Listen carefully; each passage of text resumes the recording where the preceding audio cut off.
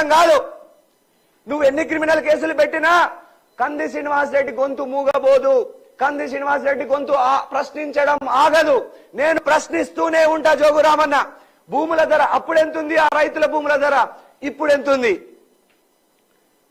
మున్సిపాలిటీలో అక్రమాల గురించి, ఆర్టీసీ స్థలం ప్రైవేటు పరం గురించి, ఇట్లా ఎన్నిటికంటే అన్నిటి మీద ఆధారాలు బయట పెడతాం.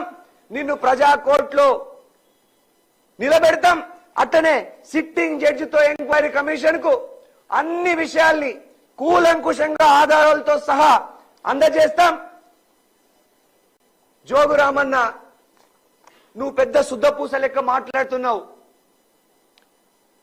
నీ పక్కనున్న నాయకులను అడుగు, జోగురామన్న ఎంత రాక్షసుడో దుర్మార్గుడో వాళ్ళే చెప్తున్నారు.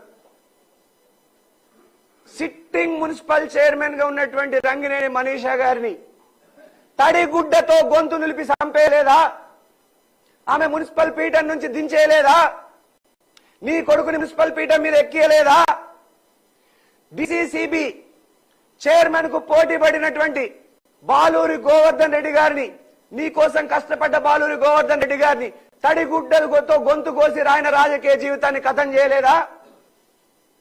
లోకభూమారెడ్డి గారు పాపం ఆయన పనేదో ఆయన విజయ డైరీ చైర్మన్ గా ఆదిలాబాద్ కు ఏదో సేవలు చేసుకుంటుంటే కేటీఆర్ కి లేని పోని కేటీఆర్ కు కంప్లైంట్లు చేసి లోకభూమారెడ్డి పదవి రెన్యువల్ కాకుండా చేసింది నువ్వు కాదా? ఎంతమంది రాజకీయ జీవితాన్ని కథం చేసినావు? పెద్ద 30 ఎకరాల ఆసామి అని చెప్పుకుంటున్నావు. జోగురామన్న, సిగ్గుండాలి. నీ ఇంట్లో